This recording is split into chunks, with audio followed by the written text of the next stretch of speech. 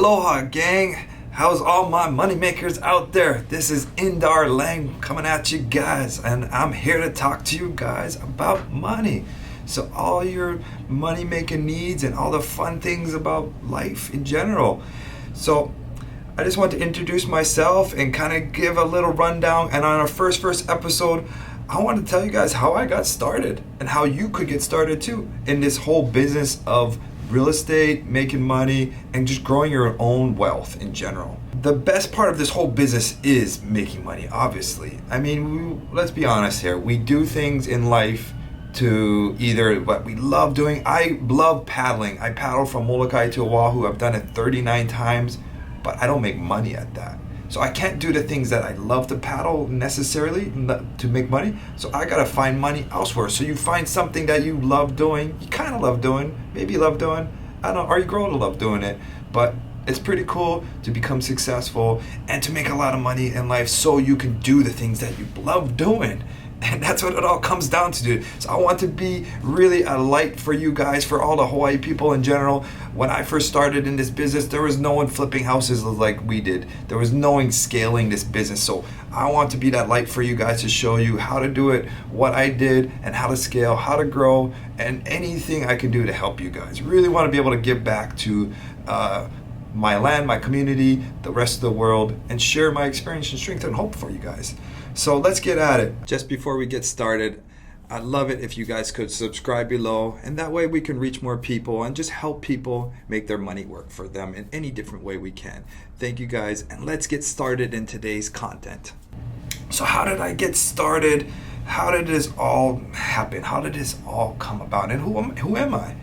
So born and raised in Hawaii, born on the Big Island, grew up on water catchment generator, grew up on a pot farm. We grew up in Hilo, and we grew up with, I don't want to say nothing or lots, I don't know what we had, but we had a nice pot farm. We lived that kind of lifestyle. My parents grew pot for a living back in the 70s and 80s, and that was a lifestyle in Hilo. It was great to grow up that way, and it was exciting to grow up, but didn't work out. My parents ended up selling the pot farm. We moved to Kona, grew up in Kona, had kind of a normal upbringing, surfed a lot, went to school a lot. That's what we did in Kona. We surfed before school, surfed after school, played every sport there was, loved sports, loved everything about it. But you know what? There was always something in me that wanted more in life. There was always a drive in me to succeed, to have more, to do more. I used to write my goals down as a kid, young kid, to have the Ferrari, to have $1 million, to have those nice things. And I still write those goals down today. Let me let you guys in on a little secret. Your goals are never big enough. You never have big enough goals. And that was I recognize that now. I wish I had some bigger goals written down at the time, because I know I can achieve my goals if we do the work to get there, and you believe in yourself, and that's what it takes, to do all that. So I'll talk about that a little bit later, but let me kind of get into more of my story and how it all happened and so forth. So after growing up in Kona and doing that great stuff in life, I moved to Oahu, got a business degree, and got an electrical engineering degree, which is great. Business is great. I can be an engineer. I went and did that for a little while out of college, worked for an engineering firm. Great job, great money. They top out, $200,000 a year, which is great money, of course, don't get me wrong. But I wanted more in life. I want to be the millionaire. I want to have the stuff and the nice stuff. I don't know why. I don't know why I wanted it. I don't know. Something about having it. Maybe it's the American kind of dream. I don't know what it is. Maybe it's just inside of me to have that Ferrari, whatever it may be. I watched the movie The Secret. I remember that movie, and it was just a game changer for me. Still my favorite movie, The Secret.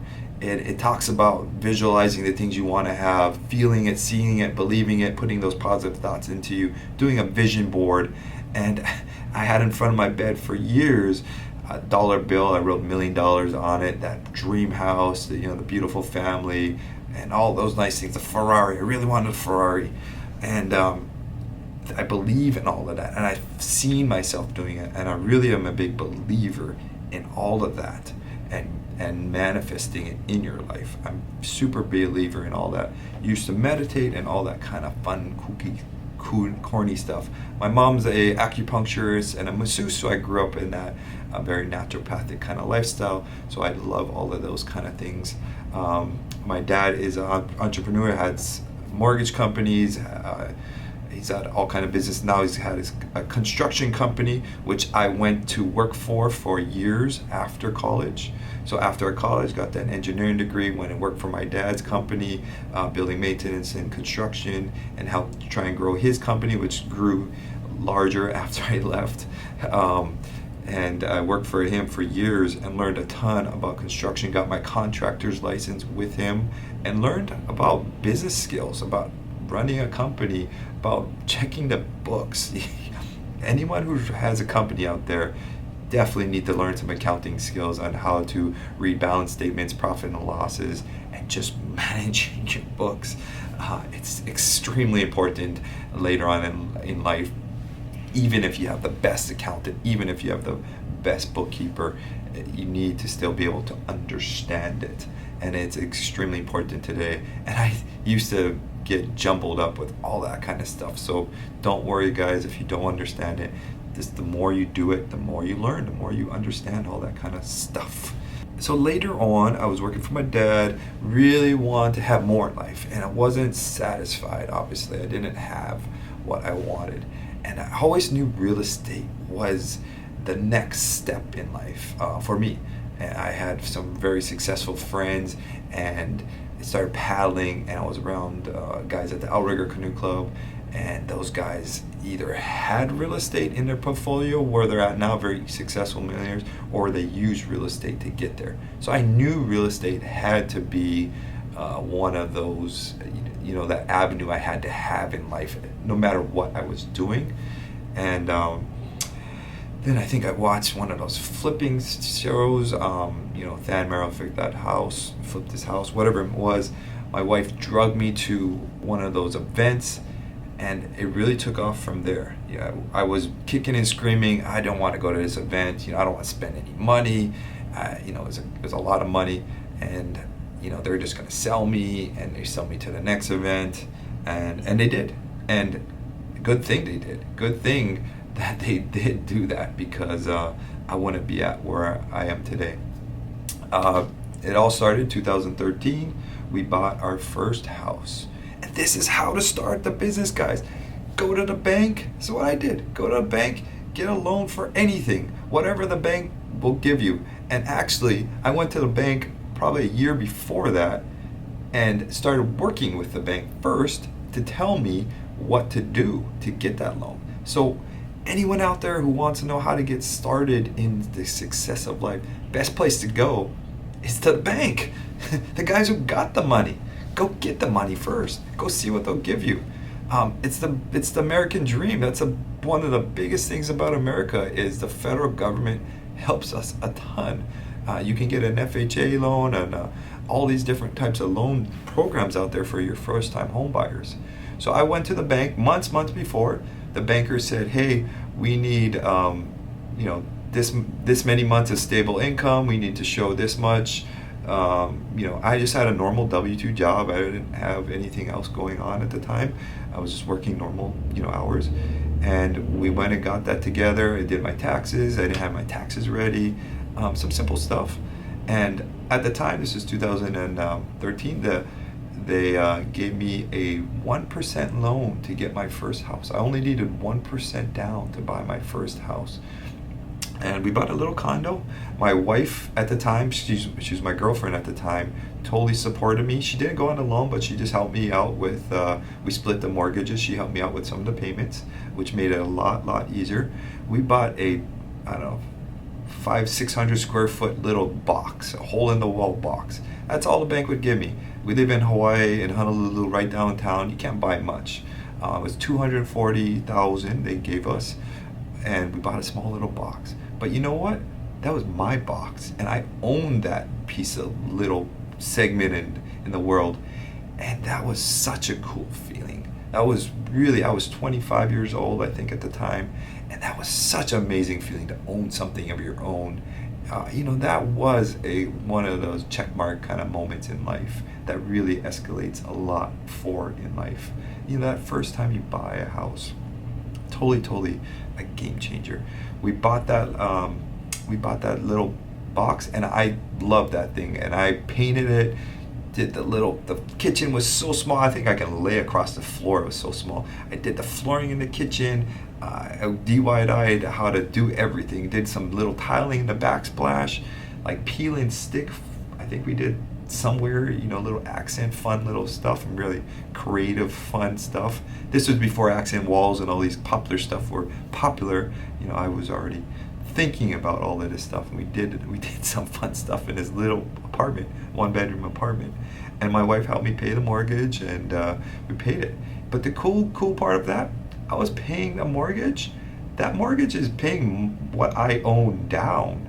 I was paying money back into my pocket. Instead of paying rent, paying somebody else's mortgage down, now I'm paying my own mortgage, which part of that money pays back into my pocket. I'm paying down a loan smaller, which is amazing.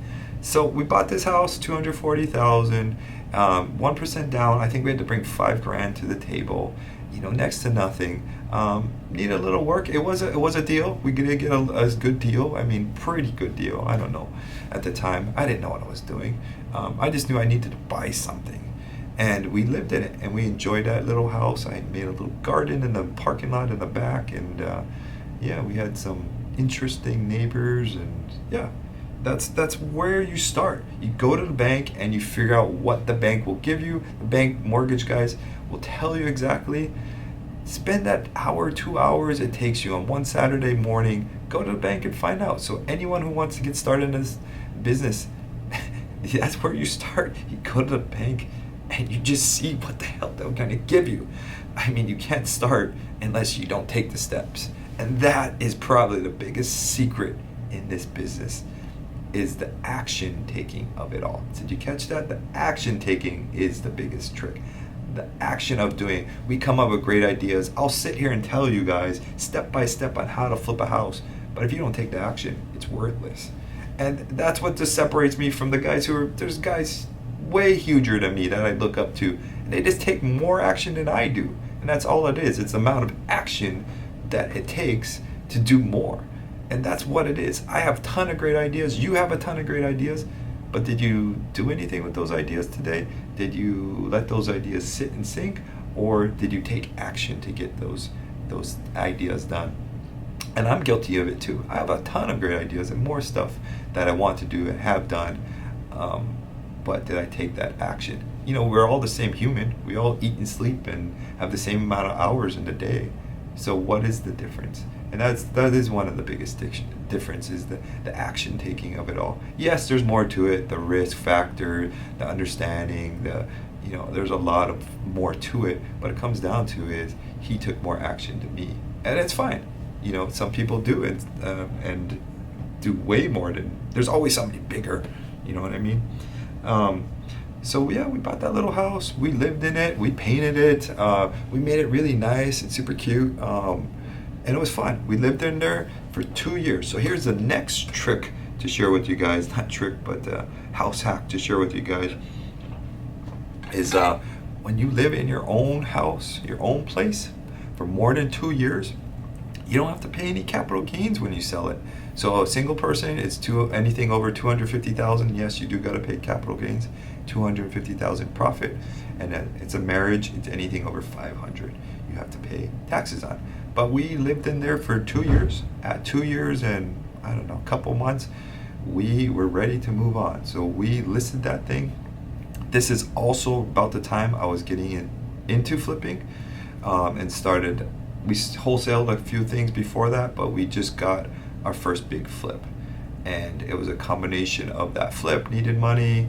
I don't know what it was. I can't recall. But we sold that thing for $345,000. Bought it for $240,000, sold it for $345,000 in 2 years. So in 2 years, I made an extra $100,000 doing nothing, owning property. That's all I did.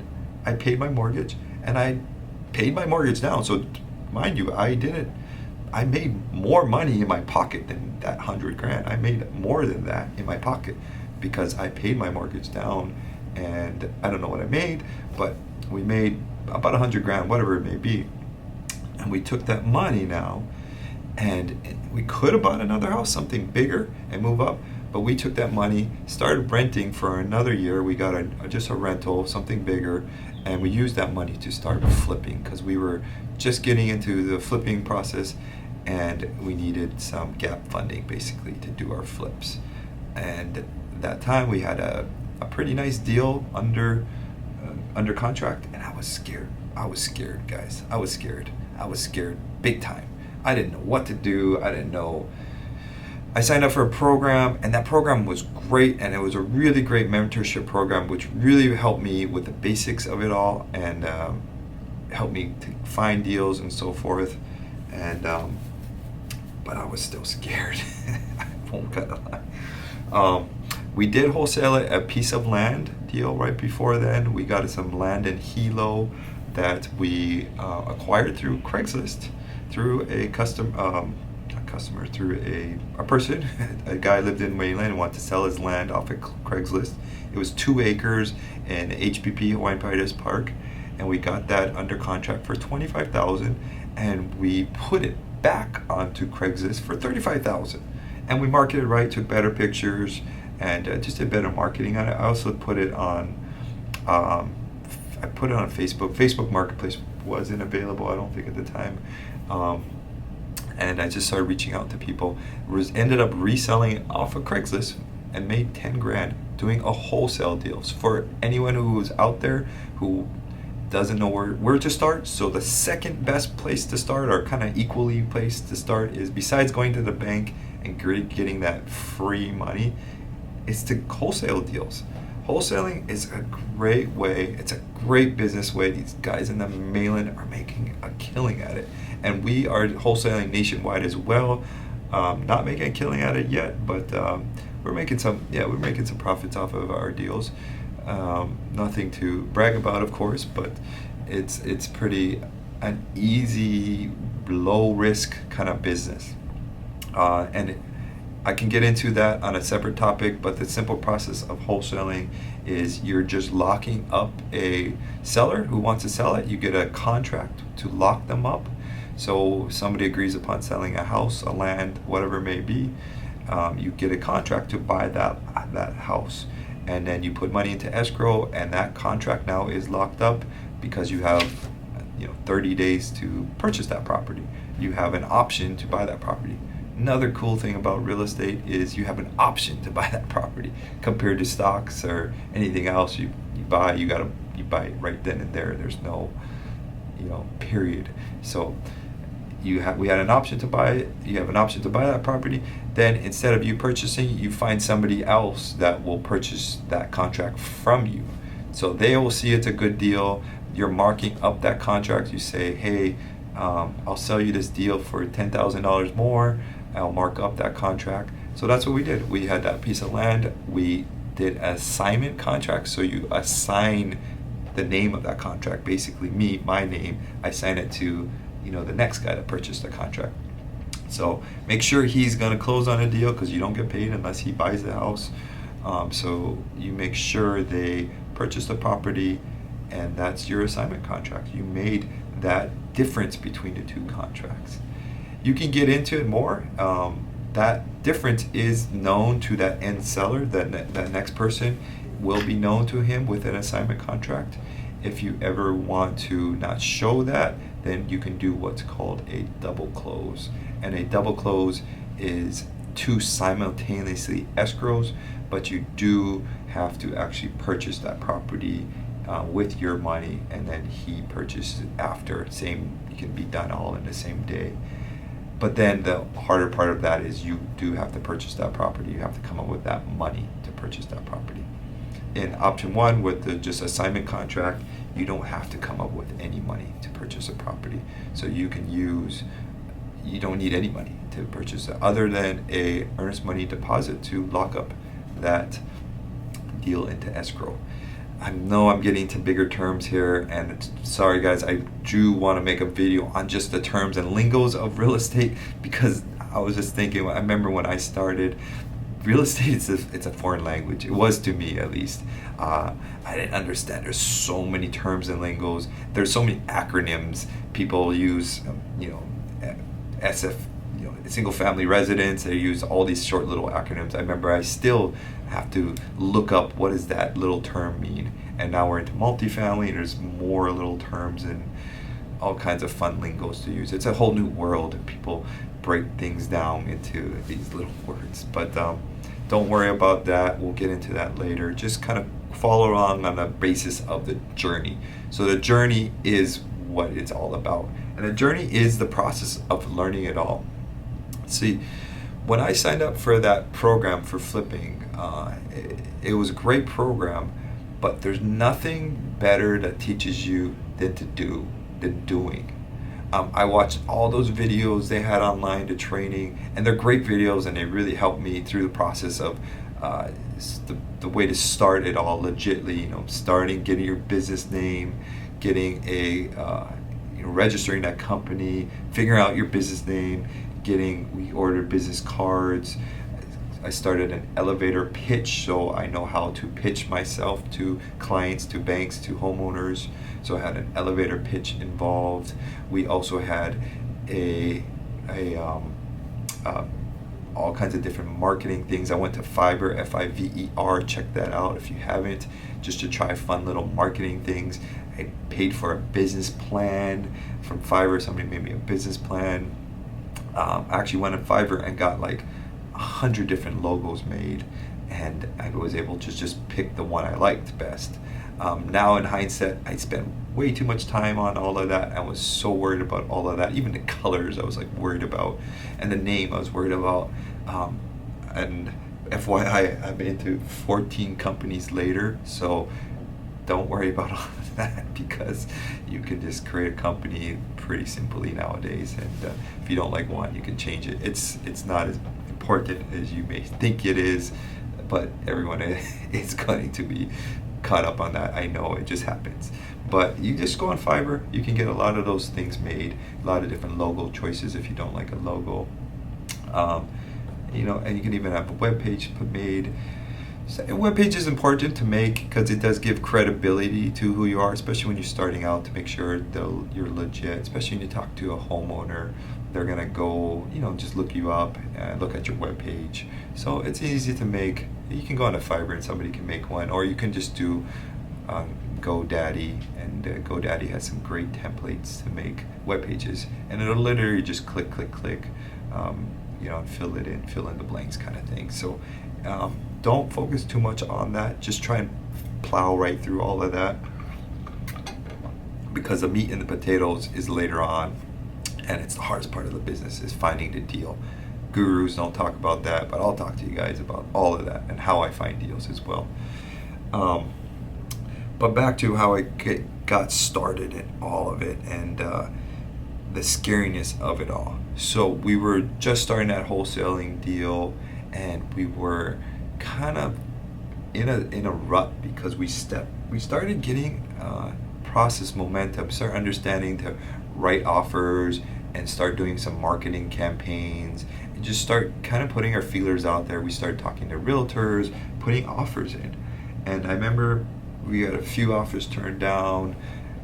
Now this is 9 months going on, and we're like pretty burnt out. 9 months and we haven't got a deal yet, and I'm grinding. I'm working a full-time job, 40, 50 hours a week, and then doing this at night time. So I'm grinding, guys. I'm grinding till 10, 12 at night, every night.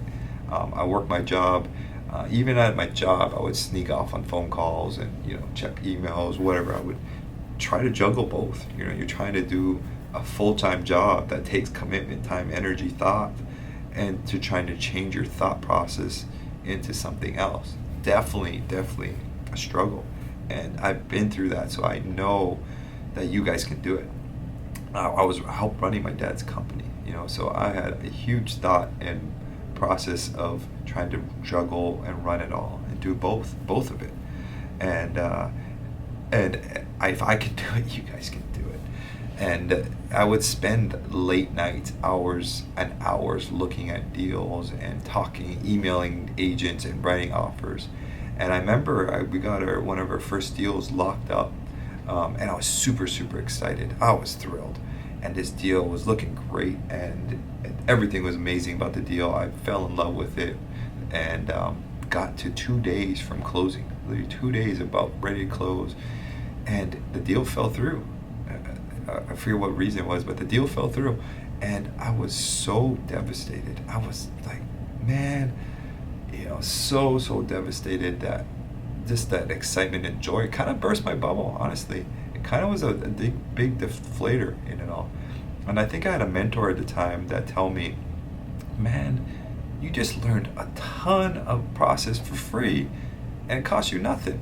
Well, why are you so deflated? Because I went through escrow, I did a home inspection, I did all the paperwork, and I got the lenders involved. Like, it's a big process buying a house. It's not, guys, I got, I think, 6 escrows open right now as we speak, and it's still a hard process. We bought 4 houses last week. It's still a hard process. So it doesn't get any easier. So just imagine, I know how hard it is when you're brand new at this. So you get that house, you get that thing in the contract. It's a learning process. You're learning the lingo. You're learning the process of buying a house. You have to do an earnest money deposit once they sign a contract. You have 2 weeks to do a home inspection, or however much you put on the contract, of course. You have to do a home inspection. That's really a critical time in every deal. That's the time you can pull out of a deal very easily. That's the time you can ask for a credit very easily. That's your inspection is really the biggest safety net of the whole deal. So that home inspection is extremely important, to have that time to figure out if you're going to do this deal or not. Kind of. That's what we use today. We use that home inspection time, that J1 inspection, as are we going to do this deal or not? Because that's the coolest part of real estate, the option to buy it. If you buy a stock, you're buying that stock today. When you put that order in, you're buying it, you're committed. If you buy real estate, you can get it under contract. It doesn't mean you have to buy it. You can find something in the house that you don't want, you like, or the numbers didn't work, or you found something, whatever. You can pull out the contract and get all your money back. And there's different outs on the contract that you should be able to get out, and if you didn't follow things. You gotta make sure you understand the contract and the timelines and all that. So you should have a good agent involved. If you don't have an agent, make sure you understand your contract in general. And agents are not involved to buy real estate. Sorry all you agents out there. I know you guys are worth every penny of it, and I've tried every agent out there, but I do have a gripe. Do you guys do the same amount of work when you sell a $100,000 house compared to a $1 million house? No, and why is the seller paying for everything? I know the pros and cons of both side of it, but we'll get into that later. But in general, you don't need an agent to buy a house. You can buy a house just straight through escrow and title companies. They do a brunt of all the work. They're the ones that are gonna make sure title insurances and make sure everything is done right. But that is kind of the process of buying a house, and that's amazing to learn, even though I fell out of my first deal and I was deflated. But I took that as a learning experience. I took it as a stepping stone to wanting to keep pushing forward. And that's the only way in this business. And I think that was a critical moment for me. And I see it in so much people that are super, super ego in this business. Remember when I signed up for that program, that education program? I think there was probably 60 of us. And I think there's only maybe a few of us that are still doing it today. If that, I don't remember where everyone's at, but that is the most critical time in the business, is when it gets tough, boring, or not sexy anymore. Are you going to keep on doing this? Flipping right now, in general, flipping homes is very sexy right now. It's been a very lucrative, great time to do it, super popular on TV. But are you going to be able to do it when the times are tough, markets are bad, it's hard to find deals, or you're struggling to do your full-time job, kids, family, wife, sports and trying to do this on the side. That's the hardest part of it all. That's the hardest part is to push past it when it's not as fun and exciting as it may be. And that there's going to be moments like that. It just happens. There's going to be ups and downs in anything you do, of course. But there's going to be some huge ups and downs in this business because we are now dealing with larger numbers in this business. So I had to get used to that. My first flip, and that's what we'll roll into here, is my first flip was a huge one. So we bought that house in 2015. I think we bought our first house. That first flip, $705,000, $120,000 rehab, and we're gonna sell it at $1 million. And I was scared, guys. I was scared. Man, you wouldn't even know. I was running this deal by everybody and their mother. I was in that program, education program. I ran it through them. They had somebody to analyze deals. I ran it through a friend here in Hawaii. And everyone told me it was a deal. And everyone said to do it. But again, there was no one flipping big in Hawaii. There was no one like really going at it. I ended up partnering with a friend, Henry, or wherever he's at. I don't know where he's at nowadays. And I actually just brought him on for the security of not knowing what I was doing. And I would recommend to anyone that just to, on that first deal, bring on a friend, not a friend, but somebody who's done deals before, who understands the business. That first deal is all about learning. Yes, you want to make money, but that first deal is like popping your cherry, guys. It's like a mind-blowing experience of it all. For me, it was, at least. And to have somebody there with you to kind of coach you through the ways is the best way to do it to me. You can just learn so much quicker of the whole deal.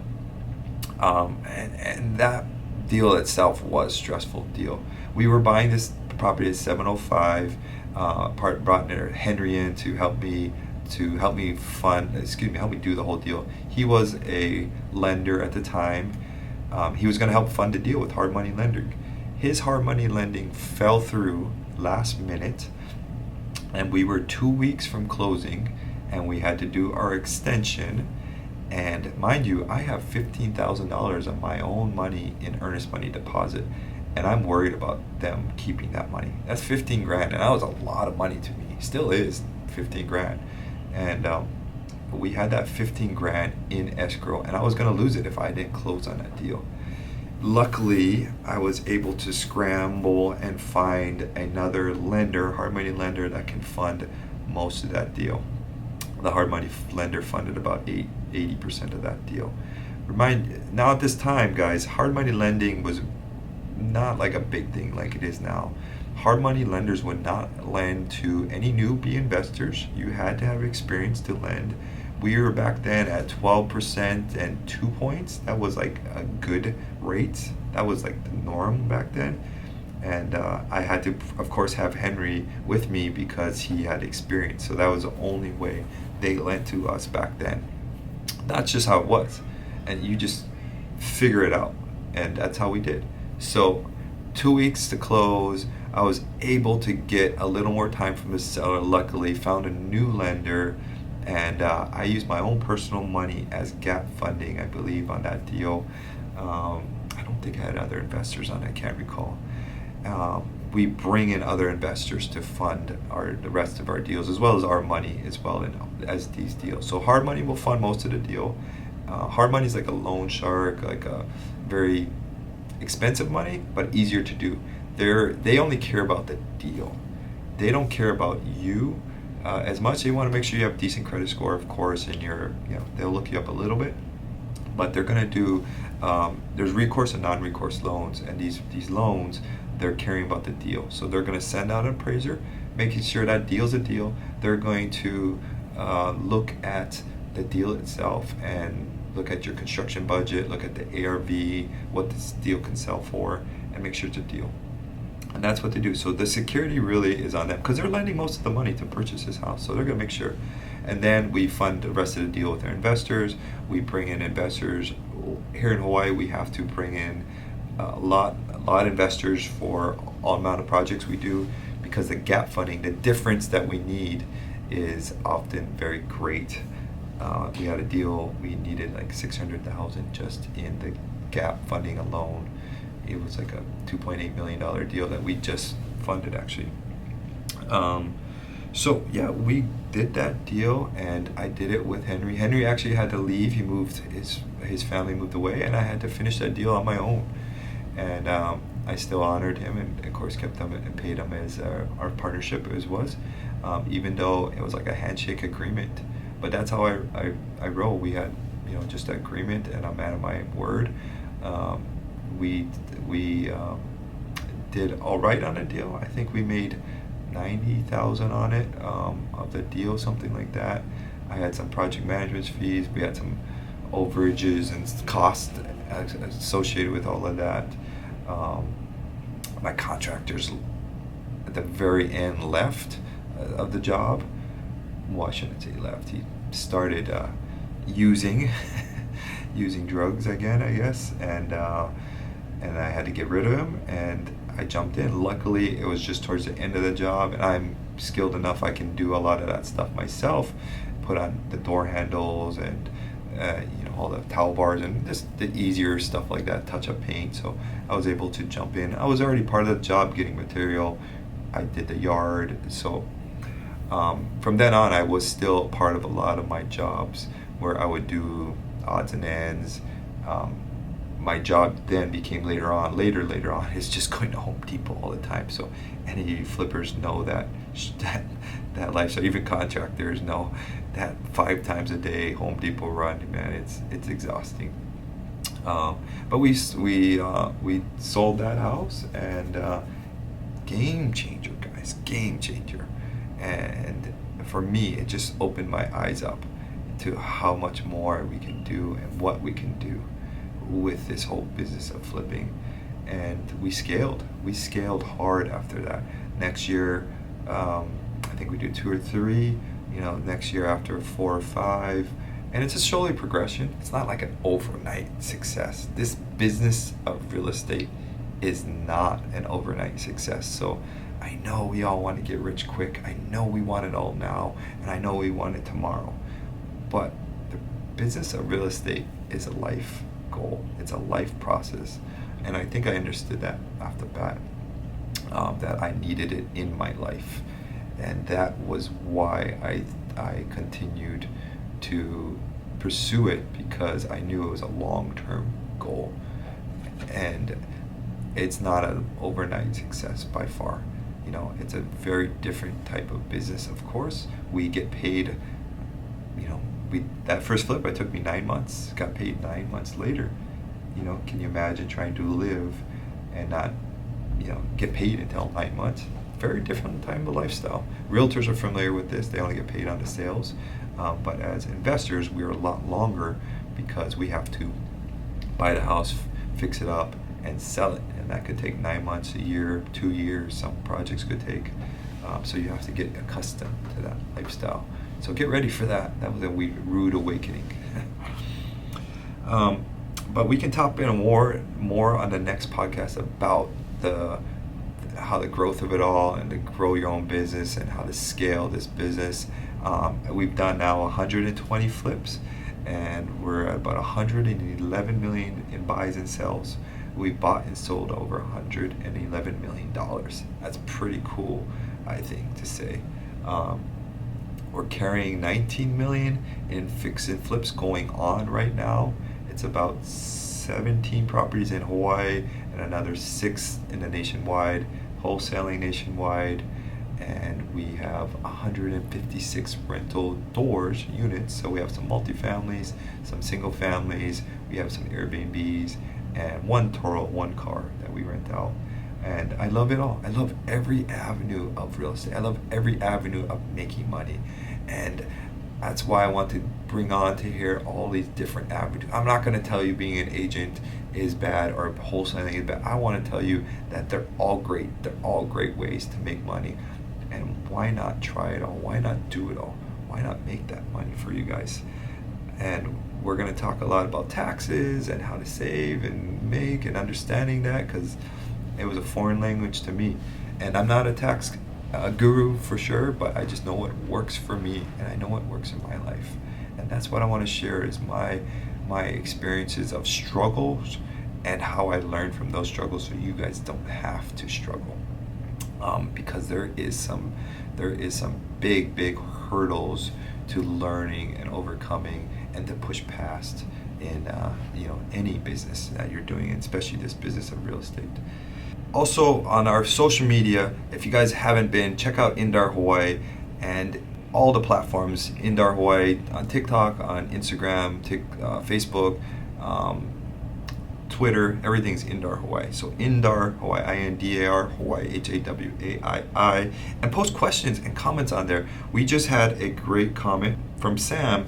Sam was asking, if I am good at finding deals but don't want to wholesale them, how would you get started in flipping? And that's what our whole podcast was just about. Is Sam here is good at finding the deals, and he doesn't want to wholesale them. He wants to flip them. He wants to make that money. I wouldn't be shy from wholesaling, Sam. So wholesaling is not bad. FYI, I just paid a wholesaler $100,000 for a deal. Shout out to my buddy. He just wholesaled me a deal for $950, and he locked it up for $850, and we just wired him outside of escrow, just on a trust basis. He trusted me that I was going to pay him, of course, because relationships are important. We took care of him, and he wholesaled a deal to us for $100,000, and so don't bash wholesaling if you don't want to start. But where would you start in flipping? The best way to start is to get a bank loan, to get some money, to get equity. The hardest part is how you're going to fund a deal, the gap funding. You can get a good deal if you can find one, JV it with somebody. I JV'd many of deals with partners and so forth, and we just split 50-50. So if you find a deal and you're confident it's a good deal, go find an investor out there who's an expert in your market. He knows your market, and JV with him. That is by far the best place to start. Because remember, making zero or making half, which one would you like? We make an average of $100,000 on a flip. Would you like $0 or make $50,000? I don't know. Pick one. Take your time. So I'm constantly thinking about that. I sometimes won't even JV deals because I'd rather partner with somebody and make half of it. So best way to start, go JV with somebody. It is hard to start finding investors to trust you as you haven't flipped a house before. So, and then the other part of it all is, if you do JV with somebody, that other savvy investor is going to make sure that's a deal, because I get this all the time, is people think they're deals and they're sure they're deals, and then I look at it and I'm like, that's not even close to a deal, because they're not considering a lot of factors. They're not considering the ARVs. They're not running their comps right. They may be light on their rehab budgets. They're not factoring some of the other holding costs. There's financing costs that often are factored. There's so much to in a deal that people don't factor in it, and they get a little butthurt because I'm like, I'm sorry, kind of popping their bubble, but I'm just not in the business of losing money. I'm in the business of making money, and making money for years to come. So I want to be conservative. I want to factor in everything. I have a deep deal analyzer, that huge spreadsheet of Excel formulas. I love Excel. I have if-then statements and all these different equals, this, sums, and whatever. And I take into account every little thing of the deal. And I look at worst case scenarios and so forth. I don't even care about best case scenarios. I just want to know worst case. If it works, great, that's great. But worst case scenario, is this deal going to work? That's all I care about. So sometimes people say they have a lot of deals, but They're not factoring a lot of things. And guys, if you're watching those TV shows, the flipping shows, they leave out a little bit of numbers if you haven't noticed. So there's a lot more numbers involved in this process.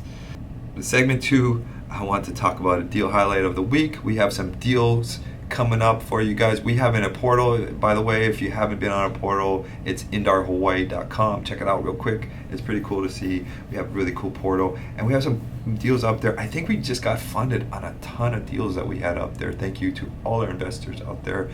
But we have 2 new deals up there, some Ohio deals, mainland deals, quick little flips in Ohio that we have on there. Super great deals. We have just locked up a few more on there, so we will get them on the portal as well for you guys. But we're also venturing into some bigger multifamily deals that we just so close to locking this big multifamily deal up there that would be more for that investor who wants a huge tax write-off. So anyone who makes a ton of money, who has to pay taxes, check out our portal and message me. I'll talk to you all day long about that. We'd use our large deals to do depreciations and do a cost segregation study to offset taxes for us as well as our investors. I'll talk about that one day, man. You guys are going to be blown away about that. And it's been a game changer for me because I make a lot of money flipping, but I don't want to have to pay all those taxes with the capital gains and so forth. So check out our properties on there, the 2 Ohio deals. I think we just had 2 investors go on there today, and they're looking at that as we speak. But love to get you guys, or if you're just more curious about how it all works, I'm an investor on our deals as well, and it's just a passive way to make your money work for you. Make that milk money, make that sleep money, guys. Make that money work. So thank you guys for listening to Hawaii's Money Guy. This is Indar, Hawaii, here in beautiful Hawaii, and I'm thankful for all you guys that listened out there and that took the time to listen all the way to the end. Please follow me on all the social media platforms, Indar Hawaii, and Facebook, Instagram, TikTok, everything, social media you can think of, LinkedIn, they're all in Indar Hawaii. And comment on there, because I'm going to take those comments and I'm going to read some of those comments on here and message you guys and hear what you guys think with some questions and so forth. And helping grow that social media will help grow the awareness of people, to help people out there in general with real estate, with making money and making that money work for them. That's what the goal is.